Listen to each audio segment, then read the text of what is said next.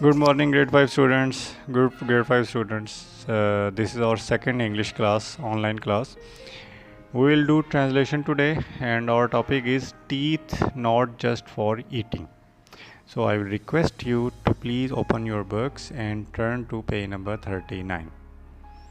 So I will do the translation of first two paragraphs, and then next two paragraphs you will do it and send it to me. So starting from the first line, some animals have sharp front teeth called fangs. Some animals, कुछ जानवरों के front teeth नुकीले होते हैं जिनको हम बोलते हैं fangs. Which kill, जो मारते हैं. Which kill आप देख सकते हैं, which kill. Kill is the first form of verb and there is no helping verb, so we can easily say that this is present simple tense. अब अगर आम अल्फाज में बात करें तो फैंग्स आप स्क्रीन पे देख सकते होंगे. There is a picture of a snake.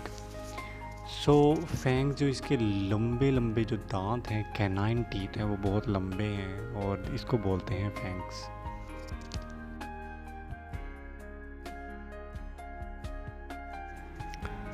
So a poisonous snake can push venom through its fangs, leaving its victim helpless. जो एक पॉइजनस स्नेक जहरीला सांप, पॉइजनस का मतलब होता है जहरीला. कैन पुश, यहाँ पर कैन का यूज़ आ गया. कैन पुश आपको पता है, कैन का मतलब वहाँ पे लगता है जहाँ पे एबिलिटी हो. जैसे आई कैन फ्लाई, मैं उड़ सकता हूँ. आई कैन जंप, मैं जंप कर सकता हूँ. आई कैन रन फास्ट, मैं तेज़ भाग सकता हूँ. तो कैन के साथ हमेशा फर्स्ट फॉर्म लगती है. तो एक जहरीला सांप पुश कर सकता है वेनम. एक वेनम होता है जहर को थ्रू इट्स फैंग्स के ज़रिए, उसके जो लंबे लंबे दांत होते हैं उनके ज़रिए. लिविंग इट्स विक्टिम हेल्पलेस, अपने यानी कि जिसको वो काटता है उसको. तो अगर वैसे बात करें आपको समझाने के लिए, तो ये होता है जो इसके लंबे लंबे दांत होते हैं, ये इनके ज़रिए जो विक्टिम होता है इसका, जिसको ये डसता है, काटता है, तो उसके पहले होल कर देता है उसकी बॉडी में. जब उसकी बॉडी में होल हो जाता है तो फिर उसके ब्लड का ज़रिया खुल जाता है. जब वो ब्लड उसका ज़रिया खुल गया तो फिर वहाँ पर इसके मुंह के अंदर से एक जहर निकालता है, ये वेनम निकालता है, जो सुराखों के ज़रिए, उस होल्स के ज़रिए वो उसके अंदर चला जाता है बॉडी के. और जब ब्लड में पॉइज़न शामिल हो जाए, वेनम शामिल हो जाए, तो वो आपके हार्ट तक भी जा सकता है, लंग्स तक भी जा सकता है, लीवर तक भी जा सकता है. और तो वहाँ जाके वो हार्ट और लीवर को डैमेज कर देता है. और इस जो बहुत पॉइजनस स्नेक होते हैं और उनको जल्द ट्रीट ना किया जाए तो उनके वेनम की वजह से डेथ भी हो सकती है. वैम्पायर बैट्स जो खून पीने वाली बैट्स होती हैं, यानी कि चमगादड़े, यूज़ फैंग्स, अपने फैंग्स को इस्तेमाल करती हैं. यहाँ पे आप अगेन देख रहे हैं, use is the first form of verb and there is no helping verb, so we can easily say that this is present simple tense. So vampire bats इस्तेमाल करती हैं फैंग्स को टू पियर्स होल्स. आपके exam में भी आया था piers का होता है चीरना.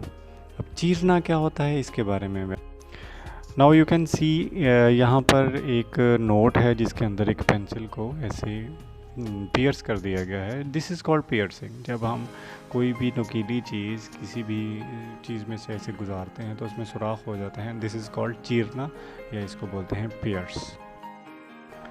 अगेन, अब वैम्पायर बाइट्स यूज़ करती हैं फैंग्स को होल्स पियर्स करने के लिए इन देयर प्रेज. प्रेज का सबको पता है कि शिकार को बोलते हैं. फर एंड स्किन. अच्छा, फ़र एंड स्किन में क्या फ़र्क होता है? फ़र भी हम एज अ खाल ही लेते हैं और स्किन भी एज अ खाल लेते हैं. अब इनमें फ़र्क क्या होता है ये मैं अभी आपको बताता हूँ.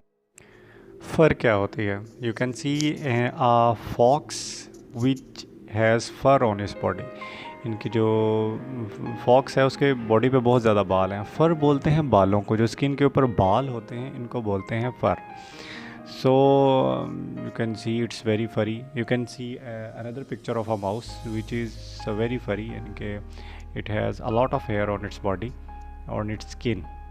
So the difference between skin and fur is hair, यानी कि हेयर जो होते हैं ये इसको बोलते हैं फर, और जो हेयर के नीचे जो स्किन होती है जिसके ऊपर ये हेयर लगे होते हैं इसको बोलते हैं हम skin. So another very you can see a very funny picture that के एक जो कॉक होता है या रूस्टर होता है, अगर उसके फर ना हो तो वो कैसा लगेगा. Another picture of a cat जिसकी विच हैज़ नो फर, इसके बाल नहीं है, इट हैज़ नो फर. तो ये कितनी मेरे ख्याल से फ़नी लग रही है प्रोबेबली कि विदाउट. तो इन ह्यूमन जो होते हैं, ह्यूमन के भी फर नहीं होती ह्यूमन के, तो इसलिए human without. Okay. Then they lap up the blood their food with their tongues. Then का मतलब होता है फिर. देन दे लैप अप क्या होता है? लैप अप द ब्लड, वो अपनी टंग से अपनी जो ब्लड को ऐसे लैप करते हैं जैसे किसी चीज़ को टंग के ज़रिए हम उठाते हैं, एंड विद देयर टंग्स. और उसके बाद this is another present simple tense. So ये लैप अप क्या है? व्हाट लैप अप मीन्स, यानी कि कैट को आप देख सकते हैं, कैट ऐसे मिलकर अपनी टंग लेके जाती है और ऐसे थोड़े से टंग को मोड़ के तो वो उसके मुंह में चला जाता है मिल्क. तो this is lap up. So hyenas small teeth are set in powerful jaws. Hyenas के जो टीथ होते हैं वो सेट होते हैं एक पावरफुल, बहुत मजबूत जॉज होता है, जबड़ा, यानी कि जॉज जो हमारे जिसके अंदर हमारे टीथ होते हैं, दिस इज़ कॉल्ड जॉ. इनका जो जॉ होते हैं वो बहुत स्ट्रॉन्ग होते हैं, तो that can crush the bones of a much larger animal, कि ये बोन्स भी क्रश कर सकते हैं एक बहुत बड़े एनिमल्स की. इनके जो टीथ होते हैं वो इतने पावरफुल होते हैं. So you can see the teeth of a hyena. This is hyena and these are its teeth. इसके जो जॉज होते हैं वो इतने पावरफुल होते हैं कि ये किसी बहुत बड़े एनिमल्स के टीथ बोन्स को भी क्रश कर सकता है. इतने पावरफुल टीथ होते हैं, जॉज होते हैं, sorry. So student, this is all today from my side.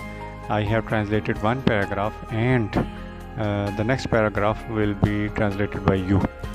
So you will translate the next paragraph and will send it to me by voice note. Or secondly, I will come online in few minutes at 11 o'clock. And if you have any queries regarding translation or difficult words, you can ask me, so I can answer you there. So till then, have a good day.